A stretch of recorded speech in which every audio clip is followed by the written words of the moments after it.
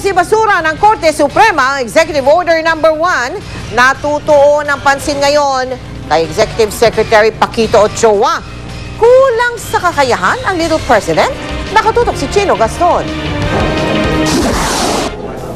Umani ng puna mula sa mga naging Executive Secretary noon ang Little President at matalik na kaibigan ng Pangulo na si Paquito Jojo Ochoa.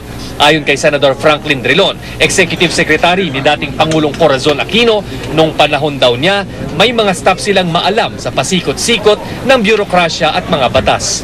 Meron po bang mga ganun ngayon sa Pinoy administration? Hindi ko alam. Sabi naman ni Senador Joker Arroyo na naging Executive Secretary din ni Cory, nung panahon daw niya, walang executive order ang na-question. We always saw to it that when she crafts a law, it is as if she was acting like the legislature, and we were very careful about it. Sa tingin ng Dean ng UP National College of Public Administration na si Professor Ed Naco, tila may pagkukulang daw sa kaalaman ni Executive Secretary Ochoa.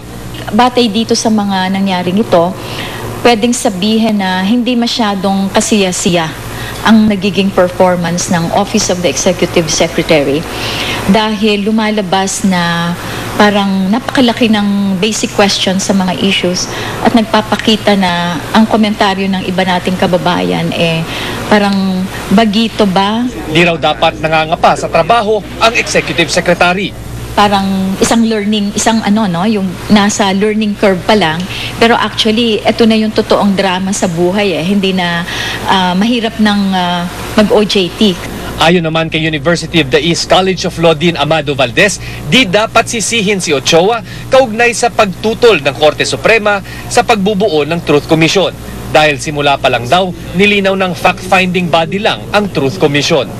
Ang Truth Commission is created at that level of the President in order to generate confidence and feeling of comfort doon sa mga tao na gustong magbigay ng ebidensya laban kay Gloria Arroyo. Sa isang pahayag, sinabi ni Executive Secretary Ochoa na hindi mapipigilan ng Supreme Court decision ang hangarin ng Aquino government na imbestigahan ang mga aligasyon ng korupsyon ng nagdaang administrasyon. Maghahain daw ang palasyo ng motion for reconsideration at maghahanap pa ng ibang paraan para maimbestigahan at maparusahan ang mga lokal na opisyal na nagpayaman. Hindi rin daw magbibitiw sa pwesto ang legal team ng Pangulo dahil ginagawa raw nila ang lahat para makatulong sa Pangulo. Wala raw basihan ang panawagang mag-resign sila dahil lang hindi pabor sa kanila ang ilang desisyon ng Korte Suprema. Chino Gaston, nakatutok, 24 oras. Samantara, meron pa rin pong mga bumabatikos sa pagbasura ng Korte Suprema sa kautusan ni Pangulong Aquino na magbuo ng Truth Commission. Pero ayon kay Chief Justice Renato Corona, tinatawag na merito ng kaso ang tinignan ng mga maestrado. Si Party List Representative Mikey Arroyo naman ay ginamit ang katagang stupid. At yan ay tungkol sa mga paratang na untouchable o hindi magalaw-galaw ang kanyang ina. Nakatutok si Teresa Andrada. Desisyong may bahid politika kung tawagin ni Justice Secretary Laila De Lima ang pagbabasura ng Korte Suprema sa Executive Order No. 1 ni Pangulong Noynoy Aquino. Malinawaan niya ito sa naging pagboto ng mga mahistrado sa usapin kung saan 10 ang pumabor sa pagbabasura sa kautosang bubuo sana sa Truth Commission na inatasang imbestigahan ng mga umano'y katiwalian sa ilalim ng Administrasyong Arroyo. Si dating Pangulong Gloria Arroyo ang nagtalaga sa 14 sa 15 mahistrado ngayon ng Supreme Court. Kaya sabi ni De Lima, may basihan para isiping inaani na ng nagdaang administrasyon ang umano'y investment nito sa ombudsman at kataas-taasang hukuman. Pero ipinagkibit balikat lang ni Chief Justice Corona ang opinyon ni De Lima. In this work that we are in government, personal feelings don't matter. Right will always be right and wrong will always be wrong. Mula nang maupo si Pangulong Aquino, 4 na executive order na ang kinwestiyon sa Korte Suprema. Bukod sa EO No. 1, kabilang dito ang Executive Order No. 2 na nagpapawalang bisa sa mga midnight appointee ni Arroyo. Nitong Oktubre, naglabas ng status quo anti-order ang Korte Suprema, kaya nanatili sa pwesto ang mga umano'y inihabol na Arroyo appointee. Dismayado rin ang mga miyembro ng Truth Commission. Nanindigan din si Commissioner Carlos Medina. Legal at konstitusyonal ang Truth Commission dahil si dating Chief Justice Hilario Davide Jr. ang nag-draft nito. Mahirap daw paniwala ang nilabag nito ang Equal Protection Clause ng konstitusyon. Di lang naman daw si dating Pangulong Arroyo ang iimbestigahan. Ang sinasabi yata ng iba, kung titingnan mo lang rin itong isang administrasyon, tingnan mo na rin lahat. Tingnan mo na rin yung iba-iba pa. Imposible yan eh. Habang pwede pang iapila at hindi pa pinalang desisyon, tuloy naman ang pangangalap ng mga ebidensya ng komisyon. Ang anak ni dating Pangulong Arroyo na si Congressman Mikey Arroyo, sinabing dapat respetuhin ng administrasyon ang desisyon ng Korte Suprema. Tinawag din niyang stupid ang mga haka-hakang untouchable o hindi pwedeng salagin ang kanyang ina dahil wala raw kinalaman ng desisyon ng Korte Suprema sa kanyang ina. Teresa Andrada, Nakatutok, 24 Oras. Chika Minute! Si Iza Calzado raw ang naging inspirasyon ni Mark Bautista sa isa niyang kanta. Ano kaya reaksyon dito ng dalaga? Makichika kay Lars Santiago.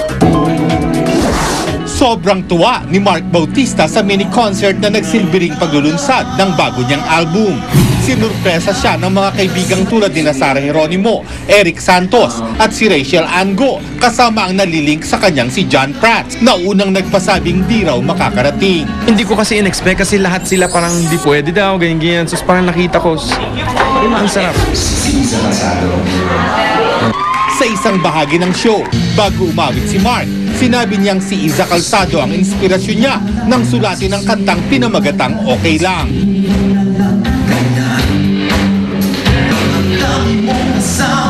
Kasi humahanga ako kay Iza at matagal na to matagal ko na nagawa to, so parang wala lang. And na-inspire ako dahil nung nakilala ko siya, talagang napakagandang maganda yung kalooban niya. Aside sa maganda talaga siya. Hindi naman daw ibig sabihin nito ay liligawan na niya ang dalaga, lalo pat alam naman niyang may boyfriend ito ngayon. Okay lang ako, at least na natapos yung song at nakagawa ako ng kanta dahil doon. So okay na ako doon. Si Iza naman, natuwa nang malamang may kantang ginawa para sa kanya si Mark. It's natural for me to feel extremely flattered because it is a song, and you know, I always have this idea or this dream of someone that I love making a song for me. Unfortunately, I'm not in a relationship with Mark, so it's the different thing. But of course, I am very grateful that the song was inspired by me. Lars Santiago, updated sa Showbiz Happening. Sa pagbabalik ng Chika Minute, Francesca Farr, totoo bang natameme ng maka-eksena si Richard Gutierrez sa isang music video? Mamaya na yan. Susunod! Ang mistulang patintero at suntukan ng mga mambabata sa South Korea. Sa bansang Chile naman, Coaching Pangarera ilang beses nagpaikot-ikot. At mahigit 741 million na Lotto jackpot kinukuha na raw ng isang lola. Tutukan lahat ng yan dito sa 24 Oras.